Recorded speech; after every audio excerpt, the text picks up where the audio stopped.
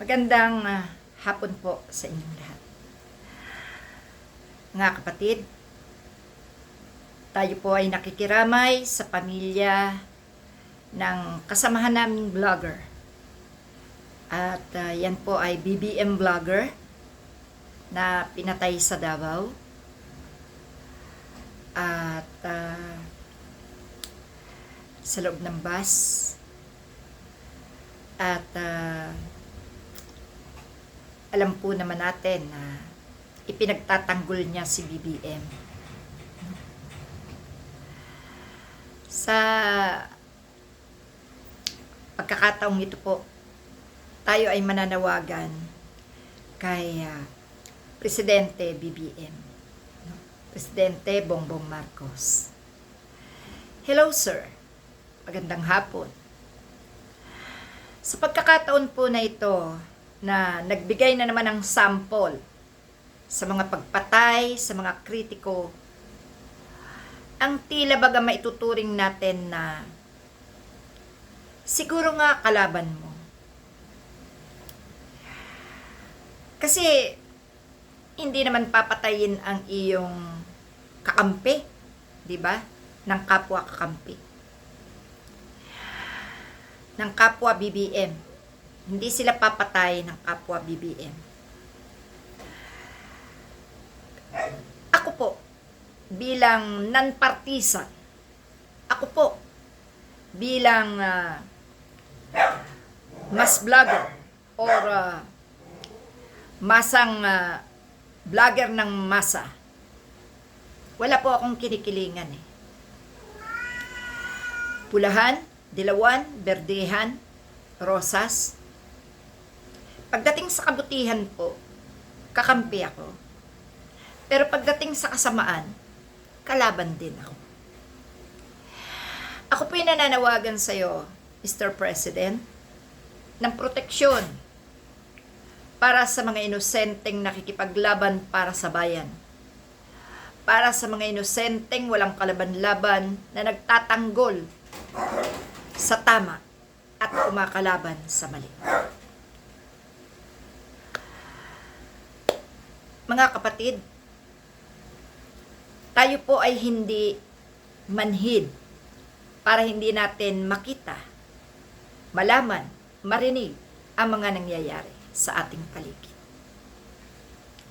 Sa pagkakapatay na ito ng isa sa mga vlogger ni BBM, ito ay pagpapatunay lang na talaga bang laban na, kalaban na ang turing nila. Ito ba'y labanan na talaga? Yan na po yung sinasabi natin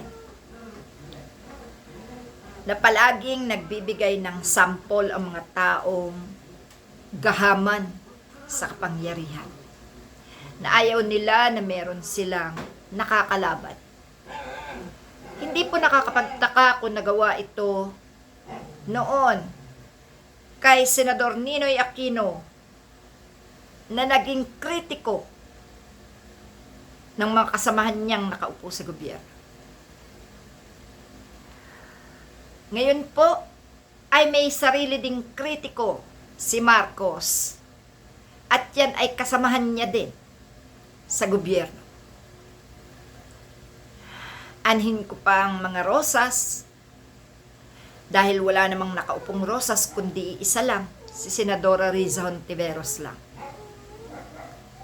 At lumagay lang sa tama ang ating senadora. Subalit, sa pagkakataong ito, na pati ng ibang kulay o ibang mamamayang simple ay sumusuporta sa tama.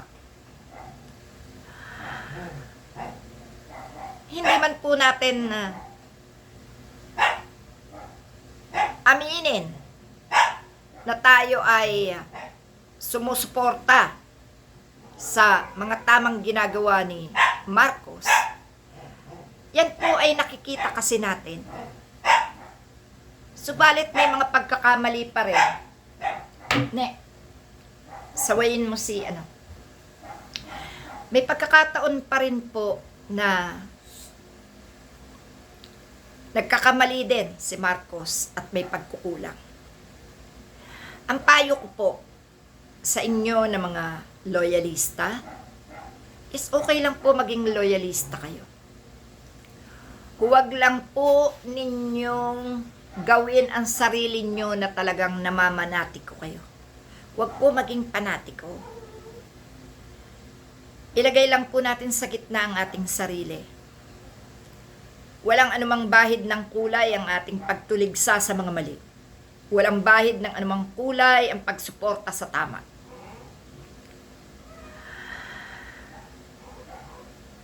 Hindi ko inaalis sa inyo na kayo ay maging loyalista, subalit mahalin nyo ang inyong sarili.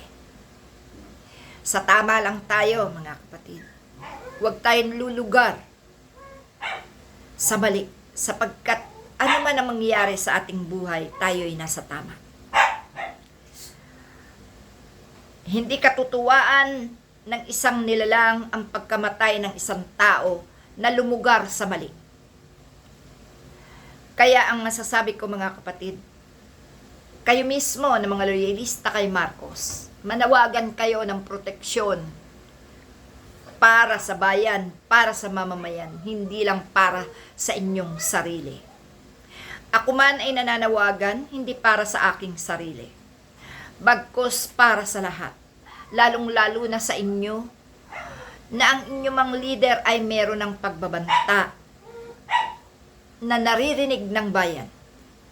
Kung ang inyong leader ay may mga pagbabantang natatanggap, bakit nga ba ang hindi kayo makakatanggap? Mismo, hindi lang banta, kundi katotohanang pagpatay. Yan ang inihiling natin kay Bongbong Marcos. Papasukin ang ICC, managot na ang dapat managot. Bigyan ng proteksyon ang kasundaluhan. Iutos ni Presidente BBM ang kautusan sa mga sundalo at kapulisan na proteksyonan ang kapakanan ng bayan, ng mamamayan at ng mga taong nakikipaglaban sa kasamaan para sa bayan. Hindi po masama makipaglaban. Hindi po masamang ikaw ay maging matapang. Hindi masamang ikaw ay huwag matakot. Hindi masama na lumaban ka sa lahat ng kasamaan. Ang Diyos ang gabay, tayo ang kikilos. Kaya mga kapatid, alang-alang sa mga pinapatay ng walang laban, sumigaw tayo sa ating presidente ngayon, hingin natin ang kaligtasan ng mga mamamayan na nagtatanggol para sa bayan. Hingin natin sa kanya sapagkat siya ang otorisado na makapag-utos ng kapayapaan at pagbibigay proteksyon sa mamamayan. Huwag na po ninyo linlangin ang tao. Huwag na po ninyo sabihin na huwag nang makipaglaban. Huwag nang i-impeach si Sara Duterte. Mali po, sir. Kayo po dapat ang nangunguna. Subalit hindi namin ito hinahanap sa inyo sapagkat may mga banta na nga kayo. Subalit ang hinihingi po namin ay proteksyon. Bigyan nyo ng proteksyon ang mga taong nakikipaglaban sa kasamaan at nagtatanggol sa bayan. Sapagkat kapag napagtagumpayan ang labang ito, lahat tayo ay matatahimik at gaganda ang takbo ng bansang Pilipinas. Huwag po tayo maging duwag. Huwag po tayong matakot na mamatay. Sapagkat kung hindi magbubuwis ng buhay, hindi tatalim ang tapang sa dibdib ng mamamayang Pilipino. Ang nagbubuwis ng buhay para sa bayan ay maituturing na isang tapat na Pilipino sa kanyang sariling tahanan. Mga kapatid, alisin ang takot. Sapagkat ang nangyaring mga patayan, ang mga nangyayaring pagpatay ay isang pananakot upang hindi tayo kumilos. Sa pagkakataong ito, na naglalabasan na ang mga mamamatay tao para patayin ang mga kritiko, ito po ay kagagawan ng mga taong galit sa mga nasa gobyerno na tumutuligsa sa pagkakamali ng kanilang kasamahan. Tayo mga kapatid ay patuloy na magkaisa at patuloy na lumaban. Ako man po ay maraming natatanggap na pagbabanta. Kesyo padadalhan ako ng ataol, kailan i-deliver. Ako po ay hindi panatikong tao. Wala po akong politiko, wala akong kulay, bagkos ako po ay Pilipino na nagmamahal sa bayan. Lalaban ako. At di ko kailangang katakutan ang kamatayan, sapagkat ang kamatayan ang magdadala sa tahimik na buhay. Ang Panginoon ay palagi nating kasama, pakatandaan nyo yan. Alam ng Diyos kung kailan Kanya kukunin. Kung kailangan ka pa niyang gamitin para sa kabutihan, lagi siyang nandyan sa'yo para ikaw ay proteksyonan.